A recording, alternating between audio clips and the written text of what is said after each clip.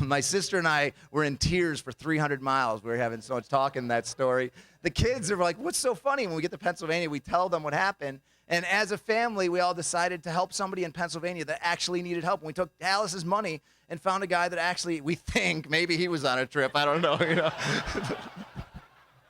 Maybe he's speaking in Pennsylvania right now. These idiot people came up. But then, friends, I've told this story to literally tens of thousands of people, and every one of them got the little bit of joy that you just got because of Alice's decisions. Friends, you have no idea. It's, oh my gosh, tonight, you have no idea what's going to happen with your generosity tonight, but I can tell you that it's way better than a laugh about Alice and my milk pouring out of my nose. But your generosity, your superpower of learning generosity tonight can go a billion times further than that. And wow, what a superpower we can have. So the first superpower is to learn what? Generosity. That's right. Let's talk about the second one. Check this out. You need to imagine the opportunity. Now, look, I'm a motivational speaker. Opportunity, obstacles are opportunity. That sounds very motivational speakery, you know, but it's a principle.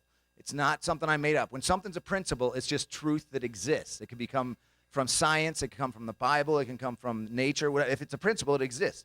Obstacles are opportunities. I learned this from my parents. My parents are awesome and maybe watching, so I'm going to try to, it's a good story, you know.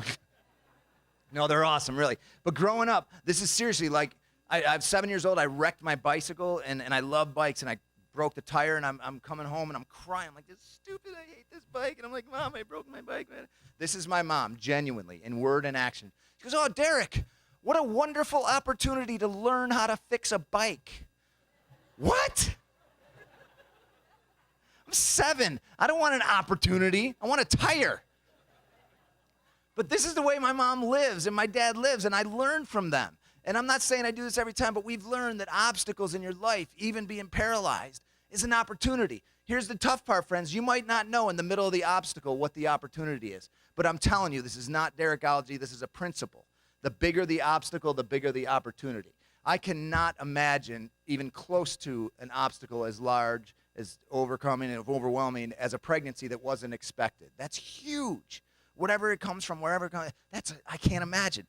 But, oh my goodness, is there anything, any bigger opportunity than life? Oh my goodness, there's a lot of obstacles that come in contact with this incredible organization, and the opportunities, if you could just hold one and see the smile, oh my goodness, we have such an opportunity tonight. Friends, obstacles are opportunities. Tell you a quick story, because again, we don't know in the middle of the obstacle what the opportunity is. There was a kid that was, my injury happened when I was 14. This kid was 14, car accident, lost his left arm. He wanted to do sports. Somebody tells him he can do judo. So he starts taking these judo lessons. I don't know anything about judo, but he's taking one-arm judo lessons. And the master tells him he's teaching just one move, the same move over and over and over and over and over. He says, Master, how come I'm only, trust me, says the master. All right, the kid had a good attitude, which is vital in your superhero powers. Having a good what? Attitude. You got to have a good attitude, friends. 5 months into this, the master says, okay, we're going to put you in the state competition for judo. Kid's like, dude, I got 5 months. You've taught me one move, and I got no left arm. The master says, trust me, son. Kid says, all right, you know, whatever. It's a free trip. I'll make some friends. I'll lose, but it'll be fun. He had a great attitude. That's so important. He gets there, and he wins the first round. What? Himself, nobody can figure it out. Second, third, he keeps winning. He gets to the championship match at his whole judo competition. He's got to fight this kid that's never lost. He's like, Master, yeah, this is cool, but have you seen this dude with his big 2 arms? And I'm a little nervous. Master says the same thing. He says, trust me, son. Kid goes in there, longest match of the whole tournament, and he wins. Nobody can figure it out. You can imagine the celebration is unbelievable. Trophy this tall, newspaper, television going crazy. All said and done, 10 o'clock at night, him and his master in the locker room. He says, Master, look, man, this is awesome. Best experience of my life. I'll never be able to thank you for what you've done, but I don't understand. How is this possible? These kids have done it their whole life. I've got 5 months of experience. You've taught me one move, and I have no left arm. And the master looks right at him. He says, son, I taught you that move for 2 reasons. Number 1, it is the most effective move in all of judo. And number 2, The only defense against that move is to grab your opponent's left arm.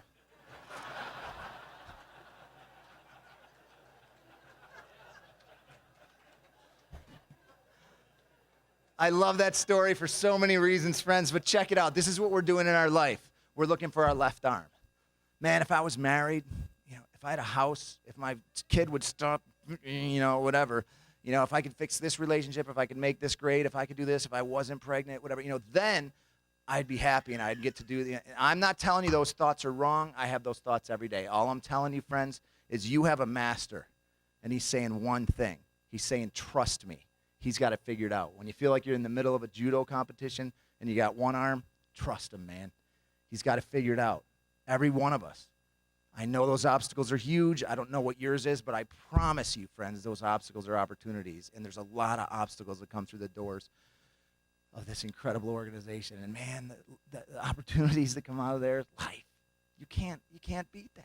And you have an opportunity to be a part of that, friends. So you need to learn generosity, and you need to imagine that there's a what at the end of the obstacle. There's an opportunity, every single one of them. Check out the next superpower I want to talk about. You need to face the impossible.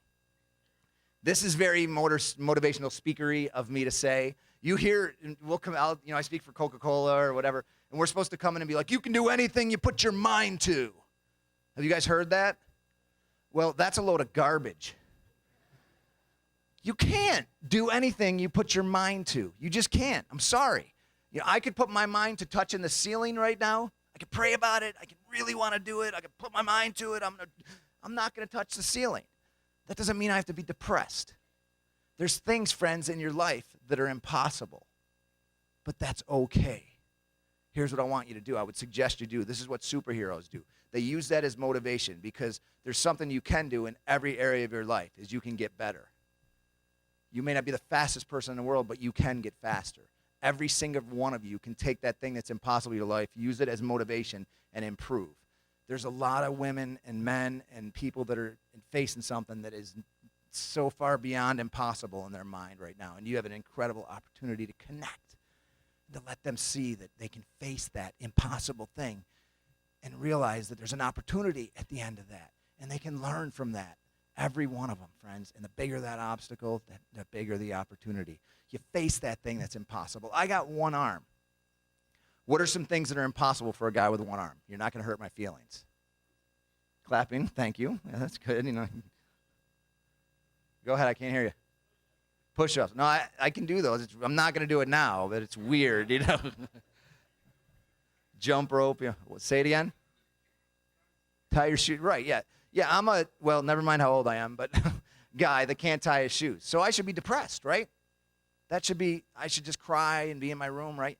No, there's things in our life that are impossible, friends. It's okay. Use that as motivation. And there is something that seems so impossible in a situation when somebody didn't expect a pregnancy. I mean, I've never been in that, but that's impossible in that mind.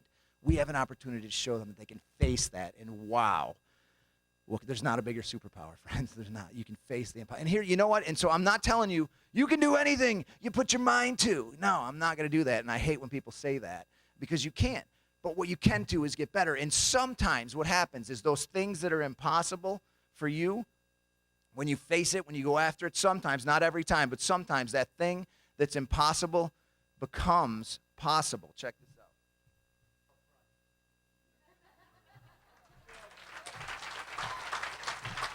So I know I wrestled with whether I should do that or not because like 3% of you can see that. I didn't see the venue before. That's my fault. I should have figured that out. But I did tie my shoe. Ask these 3 people that actually saw it. There we go, yeah. But I do it for 3 reasons. The first reason is because no matter where I go, I could be in front of 30,000 people, and I have, or I can be in front of 10 people, and every time I do that, I hear this. He's tying his shoe. Where did you learn how to whisper, in a helicopter? The second reason is it's the only thing about me that you're going to remember. And the third reason is only me and kindergartners get applause when we tie our shoes, and I just think that's awesome. Oh, man, you guys are awesome. So, friends, You can learn generosity. You can imagine the opportunity, and there's things in your life that are impossible. That's okay. You can't do everything, but you can have a superpower, and you can face that impossible thing. There's one more superpower that I want to tell you about, and this one's huge, friends. Check this out. Engage the love. Engage what? The love. And that sounds, if you're from my generation, your first thought maybe REO Speedwagon. Clear the floor, couples only. You remember that? I held her hand. That's love, but not the love I want to talk about. The love I want to talk about is when you can put somebody else's needs in front of your own. And you're all like, yeah, and that sounds like something you say in church, and it's, yeah, that's great. But friends, that is impossible to do every day of every minute, everything you do, to do that every hour. You can. It's impossible, but it's a great goal, and you can face it, and you can get better to love that way. And when you do it, oh my goodness, the way that changes. And when you face that kind of love, friends, where you put somebody else's needs in front of your own needs, then you become someone who has a superpower that's bigger than anything. And I love Jesus, and I love the Bible, but I love Jesus for so many reasons. There's a story in the Bible. Jesus was being challenged, and people asked him to tell him the best law because there was laws, and they were going to trick him and everything, and he gave them 2 laws. They only asked for 1, and Jesus was awesome for so many reasons. They tried to trick him, and he was like, I'll give you 2. And he said, love God, love your neighbor, and then, this is in red in the Bible. You guys know only teachers and Jesus can write in red?